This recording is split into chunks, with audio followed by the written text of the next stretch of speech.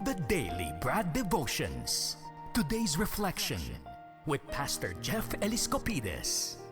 Meron kayang spiritual asylum? Di ba? Merong, right? Oo. Sige. Magandang tanong yan. Good morning, Brad Magandang Jeff. tanong yan, Brad. Good morning. Ted. Good morning sa iyo. Spiritual. Good morning, Ted. Magandang tanong yan. Spiritual asylum. Aralin natin yan. Anong purgatorio dati nga nun? Sige. Sa lahat din po ng ating mga suki, gaya po ni Manong Tuts at ni Ate Nati Ocampo Versosa, sa lahat po sa inyo, ito na po ang ating inaabangan, ang ating inspirasyon at gabay for today's The Daily Brad. Brad Jeff? Lagi rin po nakaabang si Papa Rolly at si Ate Beng Galang yung nag-celebrate ng 75 birthday kagabi. Ang daming fans mo doon, Ted. Amoy salompas yung lugar. Tito Perry Luistro at Ben Lopez. Nakalibre pa ng plug ang salompa sa'yo, ha? Puro 70s pataas, Brad, Ted. Kumbaga, mga thankful lahat yan kasi nga umabot Thankful po lahat dahil umabot sila, magtotropa sa sila. 70. Yes, oo, napakalaking, Diyos ko po. Ay nako, 70? Oo. Aba, ang dapat nyo pong gamitin para hindi po amoy senior ay Rhea Supercent. Tama. Oo, Yan, Rhea Rhea Supercent po, Super. subukan nyo ha. Eh, di ba nagpapahid ka niyang gabi-gabi bago ka matulog, baby boy? Ito na, pinandidilatan pa ako nito. Hindi kasi, oo. Ayaw niya kasi ng amoy senior. Sabi ko, ito Rhea Supercent. Eh, di nagustuhan. Oo. Amoy Rhea Effective, Supercent. hindi ba? Effective kayo. Tama. Nakakatulong Kailangan sa... siya magamit ko rin yan nang Ay, maamoy ko yan. bibigyan ka ng isang box ni Sir Neo Jean. Oo. Oo. In fairness naman talaga, mabango siya. Oo, tsaka Tsaka malamig. effective.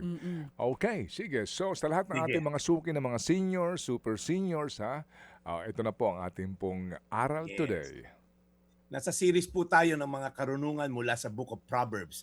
May mga tao po na lagi sinasabi, Lord bless me. Pero tamad naman. Lord bless me ay naman kumilos. Alam niyo po, minsan gusto natin ng breakthrough, gusto natin ng promotion sa trabaho, gusto natin ng financial freedom, success and all. Pero tanong, ginagawa ba natin yung part natin? Kasi po minsan puro tayo plano, wala namang execution. Puro prayer, walang effort.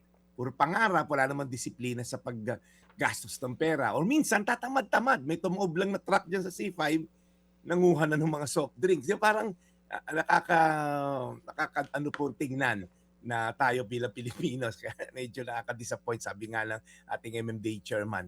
Sabi ng mga kawikaan 10:4, ang kamay na tamad ay tiyak na magdarahop.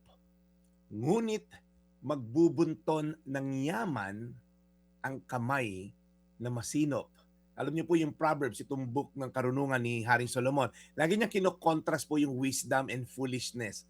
Okay? Wise versus fool, diligent versus lazy. Ito po, dalawang kamay yung kanyang pinagbangga, yung kamay daw na tamad at yung kamay na masinop.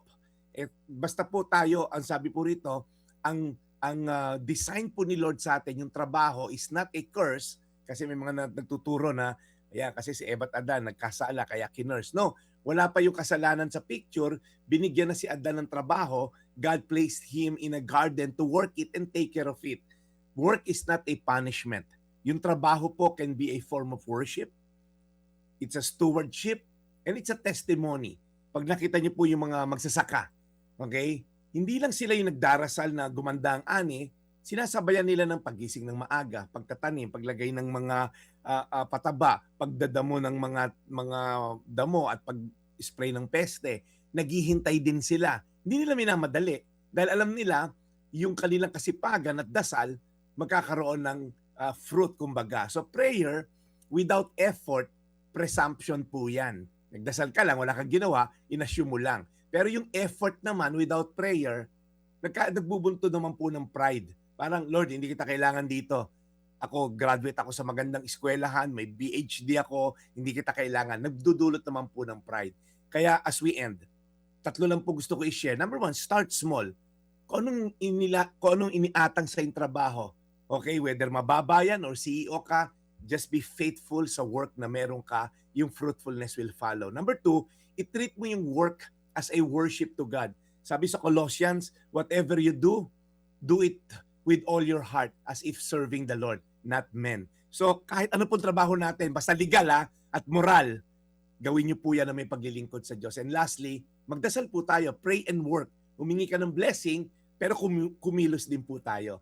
So tanungin mo sarili mo ngayon, may mga area bang tinatamad kang ayusin, trabahuhin, puro tayo procrastination, bukas na lang.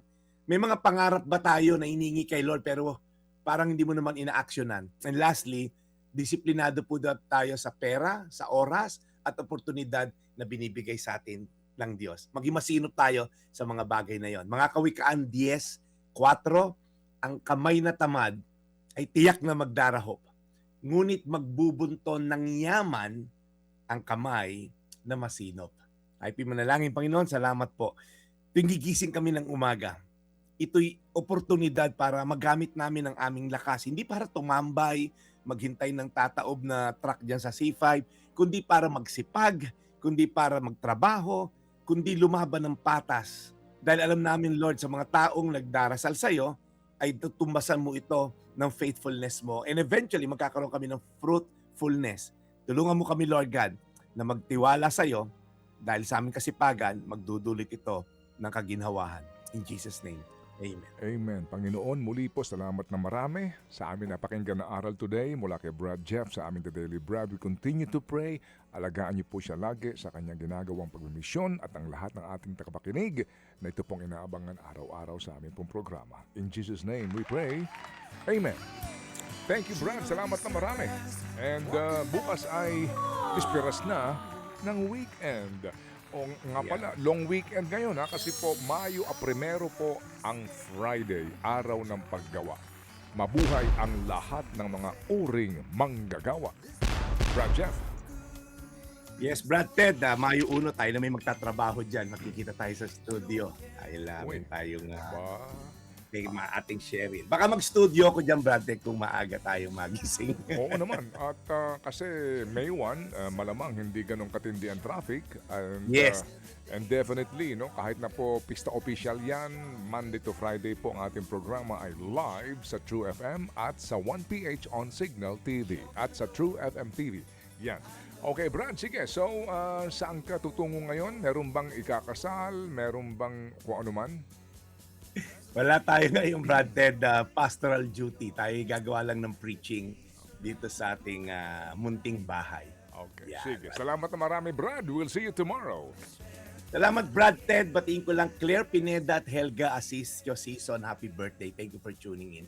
Ito po yung Daily Brad, your daily dose of inspiration. Serving the people, Brad Jeff Eliscopides sa ating pong The Daily Brad. Mga kapatid, para sa iba pang mga balita at impormasyon, sundan niyo po kami sa X, Instagram, Facebook at syempre sa TikTok, True Network PH. Mag-subscribe din po kayo sa aming YouTube channel, True Network. May website din po tayo, truenetwork.ph, at pwede niyo rin po kaming mapanood sa Channel 19 ng aming True FM TV. Lagi pa rin makinig sa radyo dito po sa 105.9 True FM dahil dito, laging true sa'yo, kapatid. Tayo sa totoo, tunay at tapat.